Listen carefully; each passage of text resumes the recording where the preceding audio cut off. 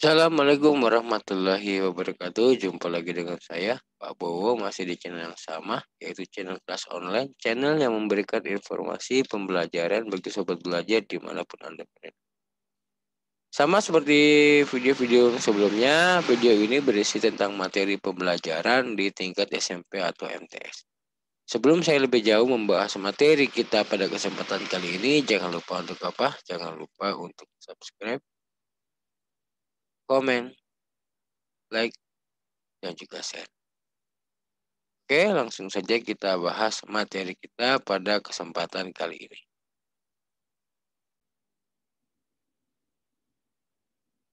Materi yang kita bahas adalah klasifikasi makhluk hidup pada Kingdom Monera.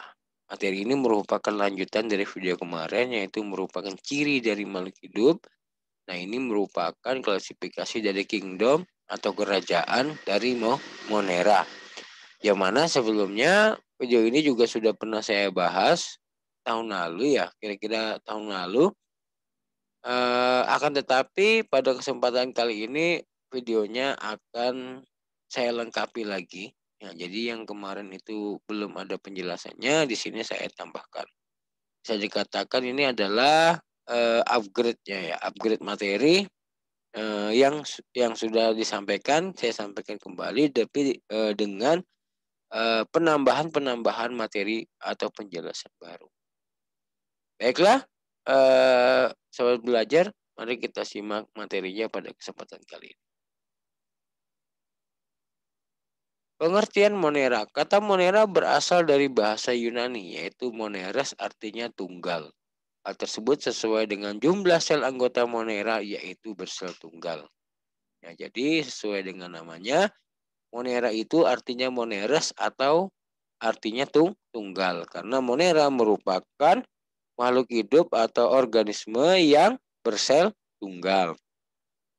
Struktur Monera itu masih sederhana. Inti selnya belum mempunyai membran inti atau karioteka yang sehingga Monera digolongkan sebagai prokariot. Prokariot itu berarti dia memiliki atau selnya belum memiliki membran inti, yang belum memiliki membran inti. Pro itu belum, karion itu membran inti. Maka prokariot itu merupakan organisme atau makhluk hidup yang belum memiliki membran inti. Ciri dari Monera. Monera tersusun atas satu sel atau uniselular. Tadi sudah kita singgung bahwa Moneras yang berarti tunggal, maka dia tersusun hanya satu sel atau uniselular. Berbentuk bervariasi, ada berbentuk bulat, batang, dan juga spiral. Jadi bentuknya ada bulat, batang, dan spiral. Tipe sel prokariotik. Ya, bukan prokariotok. Prokariotik. Sebentar ya. Tipe sel prokariotik atau belum memiliki membran. Pro itu belum, kariotik itu karion atau membran inti. Ya, jadi inti selnya belum memiliki membran. Memiliki dinding peptidoglikan. Jadi kalau kita lihat pada tumbuhan itu memiliki dinding sel ya, yang mana terdiri dari zat selulosa. Sedangkan pada Monera dinding selnya itu merupakan zat peptidoglikan. Kemudian tidak memiliki organel seperti mitokondria, lisosom, badan Golgi, dan retikulum endoplasma. Ya. Walaupun kalau pada sel lain pada biasanya dia memiliki organel. Organel itu apa? Organ-organ pada sel. Kalau pada makhluk hidup secara umum seperti manusia itu disebut dengan organ. Tetapi kalau sel yang berukuran kecil itu disebut dengan organel. Gitu ya. Nah, misalnya seperti apa kalau pada sel yang umumnya itu mengandung beberapa organel, misalnya seperti mitokondria, lisosom, badan Golgi, retikulum endoplasma, dan lain sebagainya. Tapi pada Monera, dia tidak mengandung organel atau tidak memiliki organel atau organ pada sel.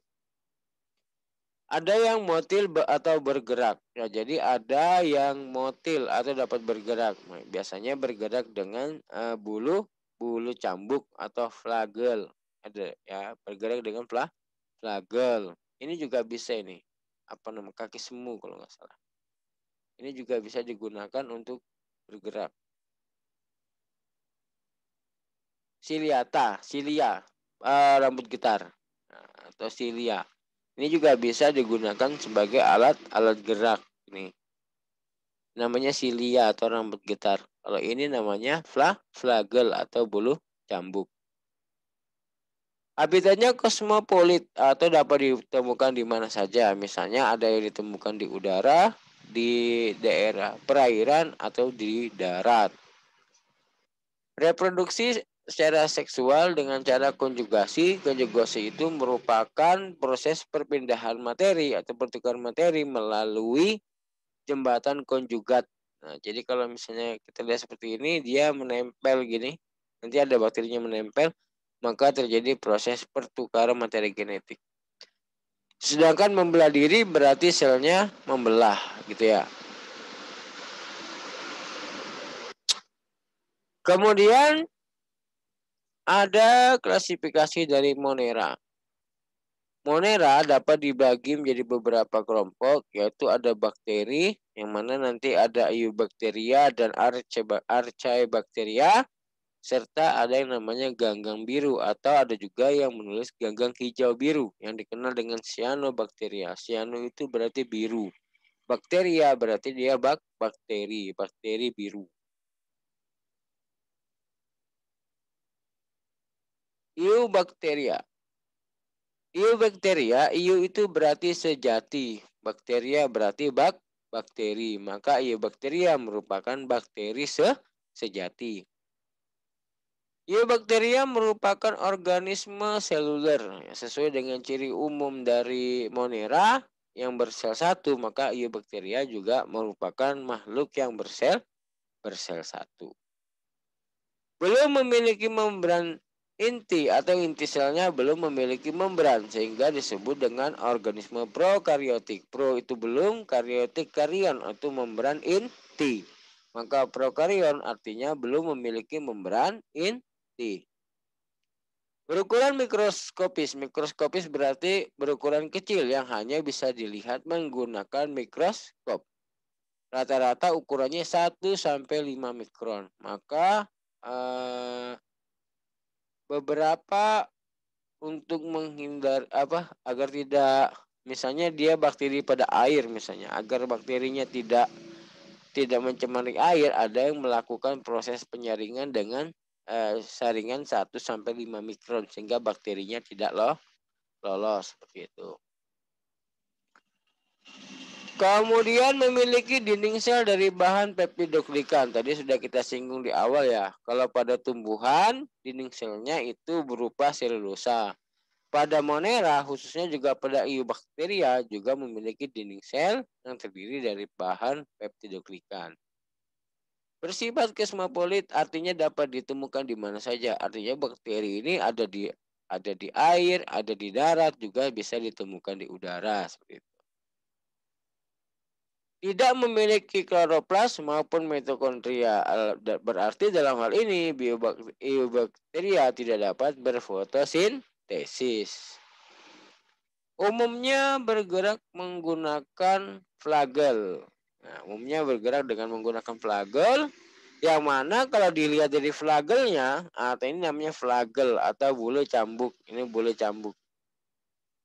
Nah, kalau dilihat dari flagelnya, nah, maka bakteri tersebut bisa dibedakan atas monotrik. Nah, monotrik ini berarti dia punya satu flagel saja. Ya, mono itu berarti tunggal, berarti dia memiliki satu flagel saja. Kemudian lovotrik, nah ini lovotrik. Lovotrik kalau punya flagel yang berkumpul di satu sisi. Misalnya di kanan saja atau di kiri saja. Kemudian ada amfitrik. Amfitrik ini jika flagelnya ada di dua sisi, yaitu sisi kiri dan sisi kanan. Itu amfitrik kalau flagelnya ada di dua sisi kiri dan sisi kanan. Lalu ada peritrik jika flagelnya itu di seluruh tubuh dari bakteri. Itu disebut dengan peritrik. Jadi umumnya saya ulangi, Eubacteria ini bergerak dengan flagel Nah, kalau dilihat dari flagelnya itu dapat dikelompokkan menjadi monotrik kalau dia punya satu saja, satu flagel. Lalu ada lovotrik jika dia memiliki flagel tapi lebih dari satu dan tapi berada di salah satu seperti ini. Ini termasuk lovotrik. Ya, lovotrik. Kemudian ada amfitrik. Amfitrik ini kalau dia berada di dua sisi. Nah, dua sisi seperti ini. Satu, dua. Dan ada peritrik. Ya, peritrik kalau dia flagelnya ada di seluruh tubuh. Kemudian dalam kondisi kurang menguntungkan akan membentuk endospora. Nah, ini adalah ciri dari iobakteri atau bakteri sejati. Bentuk-bentuk dari bakteri. Berdasarkan bentuknya, bakteri terbagi atas bentuk kokus atau bulat, kemudian bentuk basil atau batang, serta bentuk spiral. Bentuk bakteri bulat atau kokus. Bentuk bakteri bulat itu dapat dibagi lagi ya. Yang pertama ada yang namanya monokokus. Monokokus atau bulat tunggal. Mono itu tunggal, kokus bulat. Berarti bentuk bakteri yang bulat tunggal. Terdiri dari satu bakteri bulat. Nah, ini disebut dengan monokokus karena dia terdiri dari satu bakteri tunggal. Lalu ada diplococcus. Diplo itu berarti dua, kokus itu bulat. Maka diplococcus berarti dia bakteri bulat yang jumlahnya ada dua. Yaitu dua terdiri dari dua bakteri bulat. Satu, dua. Kan? Kemudian ada tetracoccus. Tetra itu berarti empat. Ya, maka dia terdiri dari empat bakteri. Ya, empat bakteri. Yang bulat. Tetra itu empat, coccus bulat. Maka terdiri dari empat bakteri bulat. Kemudian ada streptococcus. Strepto itu rantai. Ya, strepto itu rantai. Coccus itu bulat. Maka streptococcus adalah bakteri bulat yang tersusun seperti rantai. Berarti dia lebih dari dua. Kalau dua kan masuknya diplococcus. Berarti dia lebih dari dua. Bisa tiga, bisa empat, bisa enam. Ya bisa empat, bisa enam. Tersusun seperti rantai disebut dengan streptococcus. Strepto itu berarti dia rantai, coccus itu berarti bulat. Lalu ada lagi bakteri Staphylococcus. Staphylococcus itu dia bulat bergerombol. Maka terdiri dari bakteri bulat yang bergerombol seperti buah anggur. Nah, ini disebut dengan Staphylococcus. Lalu ada yang terakhir, ada namanya Sarsina. Sarsina ini atau Sarkina yang mana dia bulat berkelompok 4-4. Ya, yang terdiri dari kelompok bakteri yang berjumlah 4 bakteri. Kalau tetra itu kan hanya 4. Kalau Sarsina ini 4 dikelompok jadi 1. 4 berkelompok jadi 1. Ya, jadi misalnya dia ada 8 bakteri, berarti ada 4 bulatan ini. Ini satu kelompok, ini satu kelompok. Ya, jadi berbeda dengan tetra. Kalau tetra ini hanya 4 saja, tapi kalau Sarkina itu 4 bakterinya berkelompok, satu kelompok itu ada 4 bakteri. Ya mungkin ada juga yang menulisnya dengan bakteri berbentuk kuboid atau berbentuk kubus. Ya karena kalau dilihat-lihat dia bisa berbentuk kubus. Ya itu ya. Jadi Sarsina itu atau Sarkina terdiri dari kelompok bakteri yang mana satu kelompok itu atau kelompoknya berjumlah 4-4. Jadi satu kelompok itu berjumlah 4 bakteri. Selanjutnya ada bentuk bakteri batang atau basil. Bentuk bakteri batang atau basil, yang pertama ada monobasil. Monobasil itu terdiri dari satu bakteri tunggal, yang ini. Lalu ada diplobasil. Diplobasil itu terdiri dari dua bakteri, bukan bulat ini. Ya, saya ulangi. Jadi ada diplobasil. Diplo itu dua, basil itu batang. Berarti terdiri dari 2 bakteri batang yang berbentuk batang. Jadi basil ini ada yang menyebutnya batang atau tongkat. Ya, basil itu artinya batang atau tongkat. Ya, jadi kalau monobasil yaitu bakteri batang tunggal. Nah, terdiri dari bakteri batang satu bakteri yang berbentuk memanjang, yang berbentuk batang seperti ini. Kalau diplobasil berarti diplo itu 2, basil itu batang, berarti terdiri dari 2 bakteri batang. Kemudian ada salah ketik lagi nih. Ya, salah ketik lagi. Lalu kemudian ada streptobasil. Strepto itu berarti rantai, basil berarti batang. Maka streptobasil terdiri dari bakteri batang yang tersusun seperti rantai. Nah, seperti ini. Jadi istilah basil itu adalah batang, ya, batang atau tongkat. Nah, yang mana terbagi atas monobasil atau batang tunggal yang jika dia hanya terdiri dari 1 bakteri batang atau basil. Diplobasil itu bentuknya batang tapi ada 2. Streptobasil berarti batangnya berbentuk rantai. Contohnya apa? Lactobacillus, ya, kalau pernah dengar istilah lactobacillus. Lacto itu susu, bacillus itu berarti bakteri basil. Jadi kan biasanya ada tuh di iklan-iklan produk susu kan, yang mengalami fermentasi dengan bakteri lactobacillus. Lacto itu berarti susu, basil itu berarti batang. Jadi kalau lactobacillus berarti bakteri basil pada susu, bakteri basil pada susu. Nah, seperti itu. Jadi yang mana terdiri dari monobasil yang berbatang tunggal, ada diplobasil berbatang 2, streptobasil berbentuk batang seperti rantai. Nah, pada bakteri basil ini tidak ditemukan adanya tetrabasil dan staphylobasil. Nah, beda dengan bakteri kokus, kita temukan ada yang namanya tetrakokus dan ada staphylococcus. Nah, pada bakteri basil tidak ditemukan adanya tetrabasil dan staphylobasil. Mengapa demikian? Karena pada bakteri basil itu pembelahan bakterinya itu arahnya ke samping, jadi tidak ke bawah. Jadi kalau dia 1 membelah menjadi 2, 2 menjadi 4, 4 menjadi 6. Jadi dia berbentuk basil atau memanjang. Tidak ada bakteri basil yang membelah ke bawah. Nah, jadi pembelahannya ke samping bukan ke bawah. Nah, seperti itu ya. Jadi pembelahannya ke samping bukan ke bawah sehingga tidak ditemukan adanya bakteri tetrabasil dan staphylobasil. Oke, lanjut. Ada lagi bakteri bentuk spiral, ya. Kalau dulu saya pernah belajar bahwa bakteri spiral ini ada yang mengatakan sebagai bakteri bentuk lain gitu. Bakteri bentuk lain. Ya, akan tetapi di sini kita akan membahasnya bakteri berbentuk spiral. Ya, memang sebenarnya bakterinya itu yang dikenal dengan bakteri berbentuk spiral.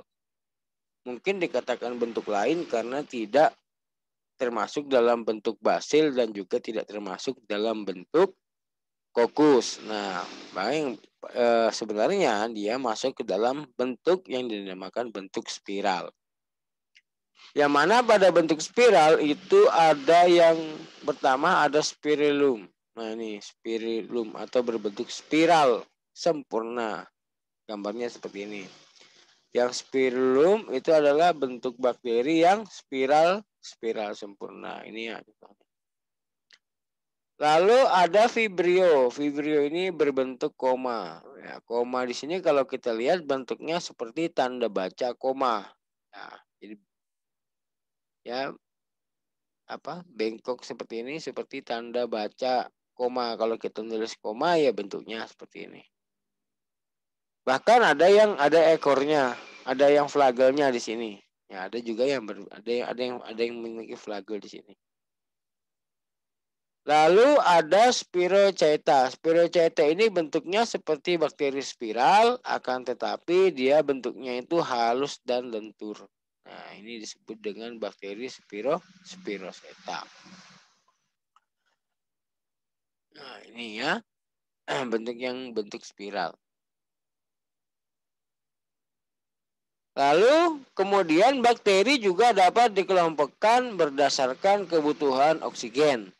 Yang mana jika dikelompokkan berdasarkan oksigen, nanti bakteri itu dapat dibagi menjadi dua bagian, yaitu ada bakteri aerob, yang mana bakteri ini membutuhkan oksigen untuk membantu proses kehidupannya. Misalnya bakteri Nitrosomonas ini.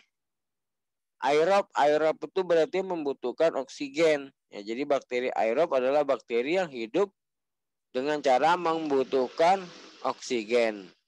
Nah, kemudian ada lagi anaerob. Anaerob adalah bakteri yang tumbuhnya yang tidak membutuhkan oksigen sehingga bisa hidup meski tidak memiliki oksigen atau minum oksigen. Misalnya Clostridium tetani. Ini penyebab tetanus.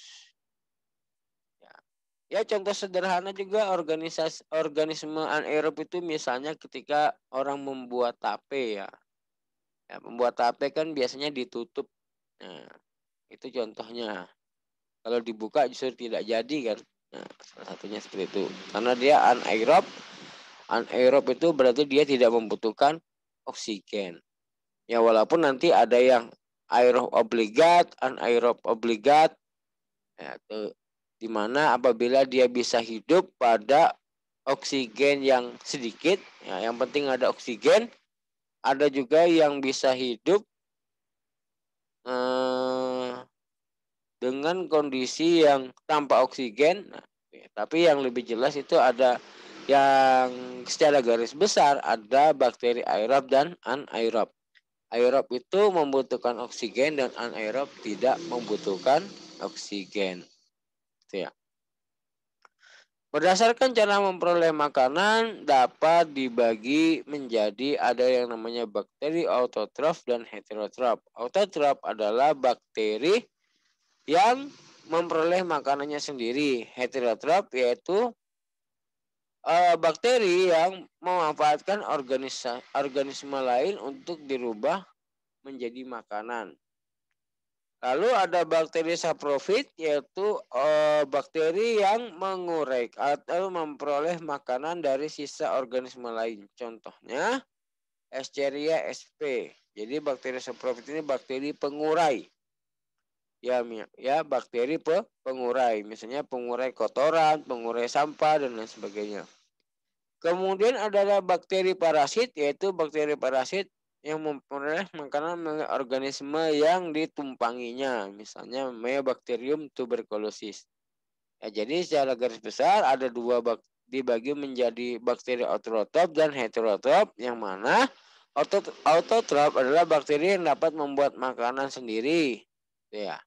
Kemudian bakteri heterotrof adalah bakteri yang memanfaatkan organisme lain untuk diubah menjadi makanan. Yang mana juga ada bakteri saprofit, yang mana saprofit itu adalah bakteri pengurai. Ya, bakteri pengurai yaitu memperoleh makanan dari sisa organisme lain. Jadi misalnya ada kotoran itu diuraikan. Nah, kemudian ada sampah diuraikan. Itu namanya bakteri saprofit, bakteri pengurai. Atau ada hewan yang sudah mati, ya. Hewan yang sudah mati, nah sisanya itu diuraikan oleh bakteri saprofit. Kemudian ada bakteri parasit, ini yang memperoleh makanan dari makhluk hidup melalui organisme yang ditumpanginya. Jadi bakterinya masuk ke dalam suatu organisme kemudian memperoleh makanan di situ. Nah, sebagai parasit gitu ya. Lalu kemudian ada bakteri Archaebacteria. Archaea berarti kuno. Para ahli berpendapat bahwa Archaebacteria merupakan sel-sel paling kuno yang memiliki kekerabatan dekat dengan organisme eukariotik atau organisme yang memiliki membran inti sel. Archaebacteria hidup di lingkungan yang ekstrim. Jadi Archaebacteria ini adalah merupakan bakteri yang dapat hidup di lingkungan ekstrim dan merupakan bakteri yang memiliki sel-sel yang paling kuno sehingga disebut Archaea. Archaea itu adalah kuno. Yang mana tempat hidup dari Archaebacteria ini tidak bisa dihuni oleh bakteri lain atau eubacteria. Nah, jadi Archaebacteria ini adalah yang dapat hidup di tempat ekstrim yang mana bakteri lain selain bakteri Archaebacteria tidak bisa hidup. Nah, misalnya kita lihat di sini ada Archaebacteria metanogen. Metana berarti menghasilkan metana. Archaebacteria metanogen ini adalah bakteri yang menghasilkan metana. Nah, hidup pada suhu 84 sampai 94 derajat Celcius. Yang mana kalau kita tahu pada suhu tersebut banyak bakteri yang mati. Tapi Archaebacteria dia dapat bertahan hidup. Pada rawa atau saluran pencernaan. Nah, itu yang disebut dengan Archaebacteria metanogen. Metanogen berarti dia menghasilkan metana. Lalu ada bakteri termofilik dan asidofilik. Nah, termofilik itu suka pada suhu tinggi. Ya, termo itu suhu, filik itu suka. Berarti suka pada suhu tinggi. Yang mana pada biasanya bakteri jika pada suhu tinggi dia akan mati. Tapi bakteri ini pada suhu tinggi dia masih bisa hidup. Justru dia sangat suka pada suhu tinggi. Dan ada termoasidofiluk. Termo itu suhu, osido itu asam. Filik itu suka. Maka ini adalah bakteri yang suka pada suhu tinggi dan asam. Lalu ada halofilik. Halofilik itu adalah bakteri yang suka pada garam atau hidup pada kadar garam tinggi. Ya contohnya gini. Yang sederhana saja, misalnya ketika kita membuat acar, tahu acar kan? Makanan itu acar. Nah, acar itu kan dikasih cuka, ya. Cuka, acarnya dikasih cuka. Apa tujuannya cuka? Cuka itu kan dia sifatnya asam. Yang mana kalau dia dikasih cuka gunanya supaya makanannya lebih awet gitu kan. Salah satunya makanannya lebih awet. Nah, tapi walaupun diberi cuka masih bisa makanan itu masih bisa basi gitu kan. Walaupun dikasih cuka yang asam makanannya masih bisa basi. Mengapa demikian? Karena masih ada bakteri yang bisa hidup pada kondisi asam, yaitu adalah termoasidofilik ini. Ya, gitu. Atau contohnya ketika kita menghangatkan sayur tapi belum mendidih betul, gitu kan, belum terlalu mendidih. Ya, walaupun suhunya sudah tinggi tapi masih bisa basi makanannya. Kenapa? Karena ada bakteri yang masih bisa hidup pada suhu tinggi. Nah, itu adalah termofilik yang hidup pada suhu tinggi. Atau misalnya ada juga orang yang membuat asinan, ya misalnya. Asinan yaitu atau makanan yang dikasih garam agar lebih awet. Atau dapat membunuh bakteri karena asam, garam, suhu tinggi itu bisa membunuh bakteri. Lalu masih bisa basi. Kenapa masih bisa basi? Ya berarti karena ada bakteri yang bisa hidup, yaitu bakteri yang suka pada garam. Itu contoh-contoh sederhana saja yang biasa ditemukan. Nah, itu ya contoh sederhananya. Jadi termofilik itu suka pada suhu tinggi, termoasidofilik suka pada suhu tinggi dan asam, dan halofilik suka pada garam. Serta ada Archaebacteria yang metanogen, yaitu menghasilkan metana dan hidup pada suhu tinggi, yang mana pada kondisi itu bakteri lain itu pasti akan mati. Lanjut. Cyanobacteria atau alga hijau biru. Nah, cyanobacteria atau alga hijau biru. Alga hijau biru atau sering disebut juga dengan cyanobacteria, yang mana cyanobacteria itu berasal dari bahasa Yunani yakni cyanos yang artinya biru. Sesuai dengan penamaannya, cyanobacteria mempunyai warna hijau kebiruan sehingga sering disebut dengan bakteri biru hijau atau hijau biru. Nama lainnya adalah cyanophyta. Cyanophyta itu berarti biru, cyano itu berarti biru, phyta itu berarti tumbuhan. Nah, cyanophyta berarti tumbuhan yang berwarna biru karena ada beberapa jenis alga hijau yang mirip dengan tumbuhan. Ciri dari cyanobacteria adalah yang pertama struktur tubuhnya terdiri dari satu sel dan ada pula yang banyak sel. Yang banyak sel ini kalau dia hidupnya berkoloni atau berkelompok. Yang satu sel itu hidup secara soliter atau sendiri. Yang banyak sel nanti hidup secara berkoloni atau berkelompok. Tidak memiliki kloroplas tapi berklorofil. Artinya dia bisa berfotosintesis atau memperoleh energi dengan cara fotosintesis. Sel-selnya merupakan atau bersifat prokaryotik. Pro berarti belum, karyotik atau karyon belum memiliki membran inti. Mempunyai satu jenis klorofil, seperti yang saya singgung tadi yang ini, bahwa dia memiliki klorofil, sehingga dia bisa berfotosintesis gitu ya. Memiliki satu jenis klorofil yaitu klorofil A sebagai pigmen warna hijau dan vicocyanin yang merupakan pigmen berwarna biru. Kombinasi klorofil A dan vicocyanin inilah yang membuat karakter warna hijau biru. Beberapa jenis ada yang memiliki pigmen warna lain seperti phycoerythrin, ini merah, dan karotin kuning. Ya. Ini membuat beberapa jenis dapat berwarna hijau, coklat, kuning, hitam, atau merah. Jadi ada juga beberapa jenis dari cyanobacteria yang memiliki pigmen lain, yaitu phycoerythrin dan karotin. Phycoerythrin itu merah, karotin itu kuning atau oranye.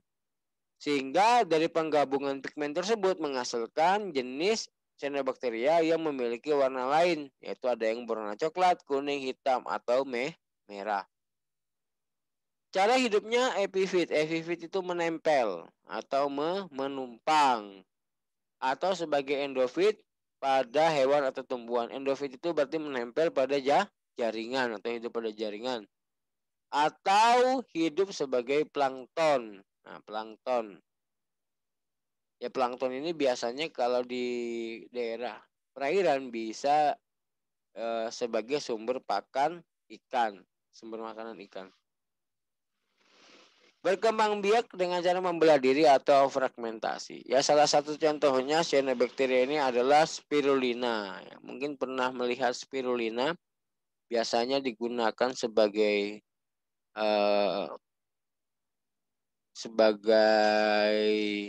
masker, ya, atau mungkin sebagai obat, ya, sebagai herbal, seperti itu ya.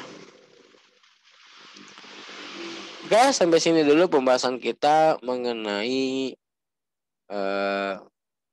Kingdom dari Monera. Sekian dan terima kasih. Mohon maaf apabila ada kesalahan. Jangan lupa untuk subscribe, like, komen, dan juga share. Jika ada pertanyaan, silakan tulis di kolom komentar. Sekian dan terima kasih. Assalamualaikum warahmatullahi wabarakatuh.